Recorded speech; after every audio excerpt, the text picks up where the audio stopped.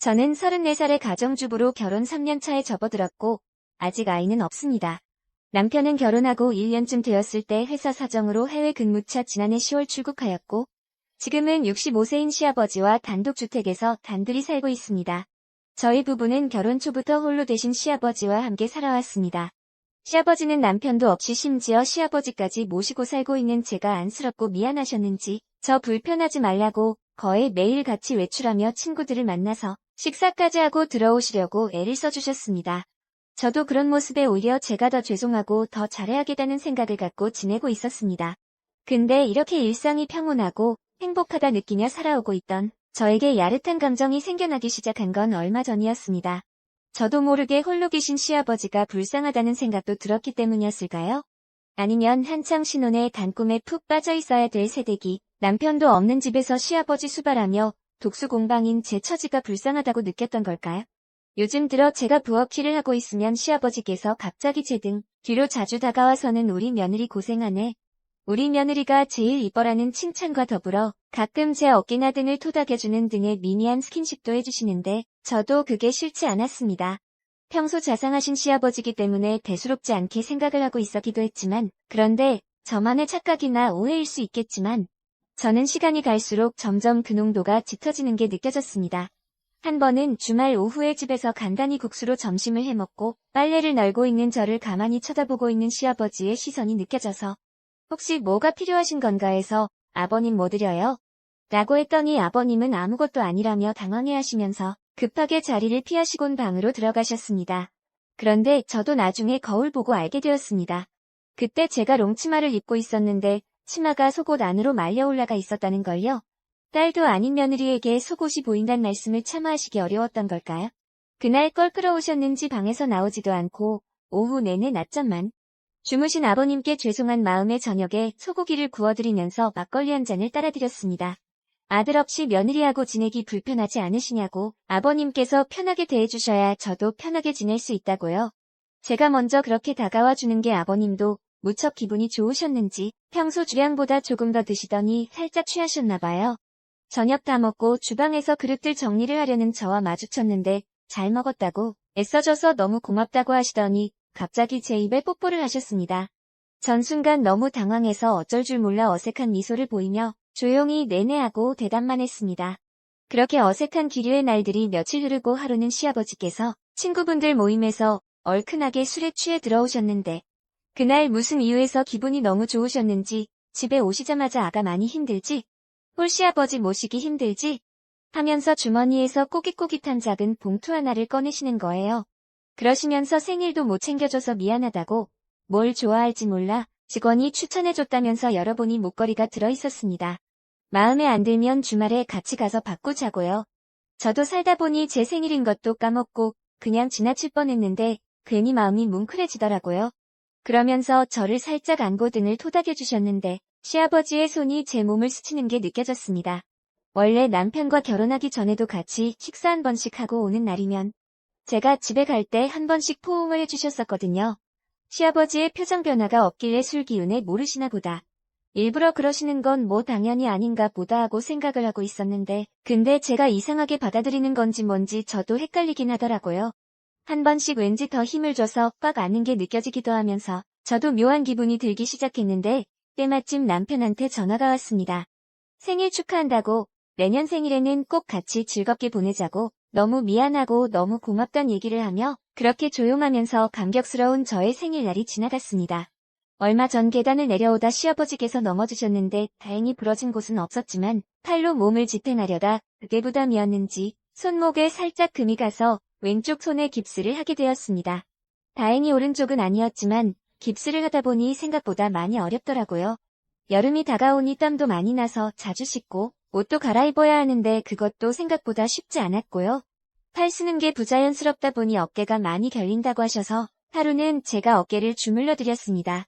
근데 고맙다며 시아버지께서 고맙다 아가 하시며 제 손을 토닥토닥 하시는데 제 손을 참 한참 동안 쓰다듬으시더라고요.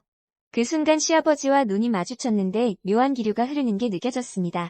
저는 과일 가져오겠다며 주방으로 자리를 피했고 시아버지도 이제 시원하다면서 TV 채널을 돌리기 바빴죠.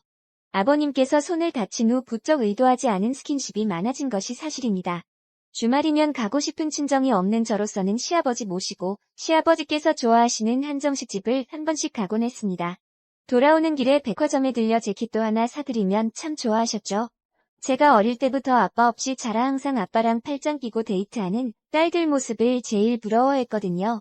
다정한 남편과 자상한 시아버지까지 결혼 잘했단 소리 들어가며 이제 내 인생에 이제야 행복이 찾아왔구나 생각도 했었습니다.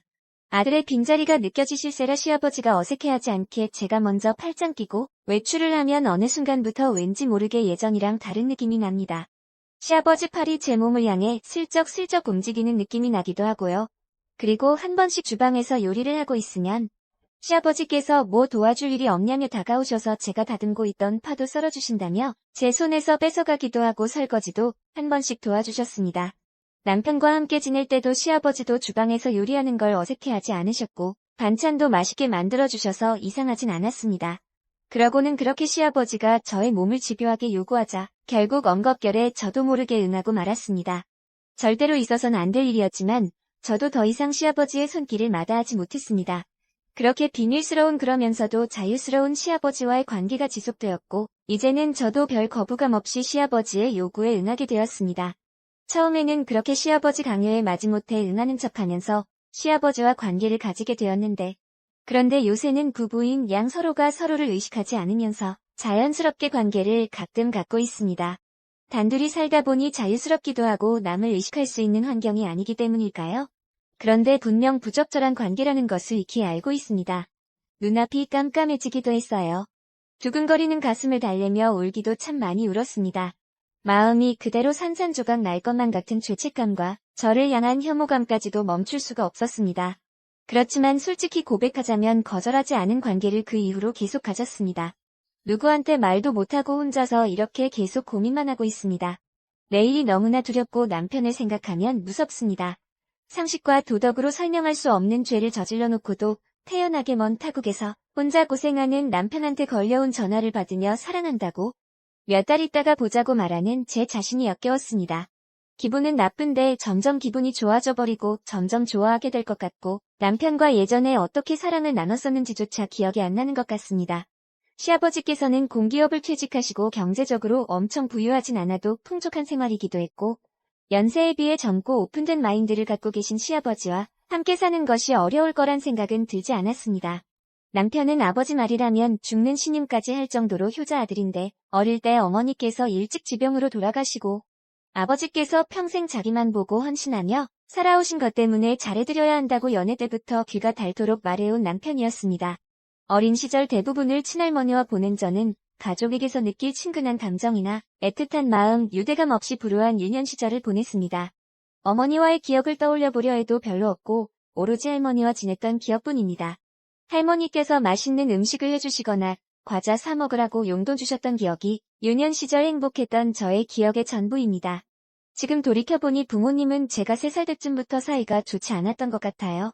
그때 이후 부모님에 대한 기억이 거의 없는데 그렇게 부모님의 사랑을 모르고 살아와서 항상 인자하시고 모든 면에서 여유롭고 이해심 많은 시아버지를 처음 뵌 날부터 좋았고 연애할 때부터 아버지처럼 잘 따랐기 때문에 거부감은 없었던 것이 사실입니다. 남편의 해외 파견 업무 결정이 났을 때 저도 남편을 따라 함께 가려 했지만 1년 안에 들어올 수도 있다 하여 그냥 남편만 보내게 되었습니다. 또 남편은 시아버지만 혼자 두고 저희 둘 다 해외까지 나가 지내는 것도 불안해하기도 했고요. 저도 시아버지와 단둘이 지내는 게 아주 부담이 아닐 순 없었지만 그래도 한 1년 정도라고 했으니까 그냥 잘 견뎌보리라 다짐했었죠. 평범하기 그지없는 제 인생에 이런 영화같이 말 안 되는 일이 생길 줄은 꿈에도 상상조차 하지 못했었습니다. 그런데도 시아버지는 고민할 거 없다며 위로를 해주시지만 저는 죽고 싶을 뿐입니다. 부끄러운 일이지만 이렇게 글을 써봅니다.